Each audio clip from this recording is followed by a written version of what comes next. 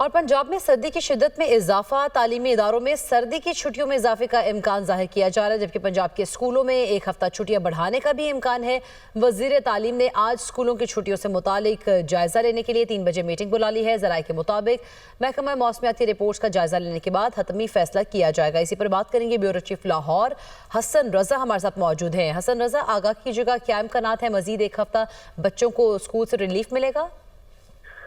بالکل، اس حوالے سے آج صوبائی وزیر تعلیم رانا اسکندر حیات نے سردیوں کی چھٹی سے متعلق صورتحال کا جائزہ لینے کے لیے آج اجلاس بھی طلب کیا ہے، اور اجلاس میں محکمہ موسمیات کی حالیہ رپورٹ، موسم کی شدت اور آئندہ دنوں کے درجہ حرارت سے متعلق پیشگوئیوں کا تفصیلی جائزہ لیا جائے گا۔ رانا اسکندر حیات وزیر تعلیم پنجاب نے دنیا نیوز سے بات کرتے ہوئے تصدیق کی کہ بچوں کی صحت اولین ترجیح ہے، اور بے شمار والدین نے چھٹیاں بڑھانے کا مطالبہ کیا ہے، اور آج امکان ہے کہ آج ایک ہفتہ چھٹیاں بڑھانے کا حتمی فیصلہ کر دیا جائے گا، اور دوپہر تک ان کا یہ کہنا تھا کہ باقاعدہ اعلان بھی کر دیا جائے گا۔ محکمہ تعلیم کے مطابق اگر آئندہ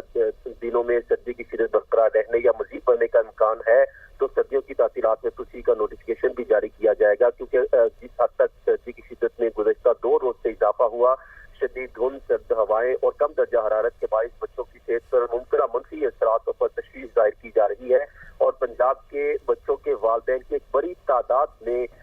وزیر تعلیم پنجاب سے مطالبہ کیا ہے کہ ایک ہفتے کی چھٹیاں بڑھائی جائیں، اور اس کی باقاعدہ انہوں نے خود تصدیق کی ہے، اور پنجاب کے مختلف شہروں میں والدین کی جانب سے چھٹیاں بڑھانے کے مطالبات میں واضح اضافہ دیکھا جا رہا ہے۔ والدین کا موقف ہے کہ شدید سردی، دھند اور موسمی بیماری کے پھیلاؤ کے باعث بچوں کو اسکول بھیجنا مشکل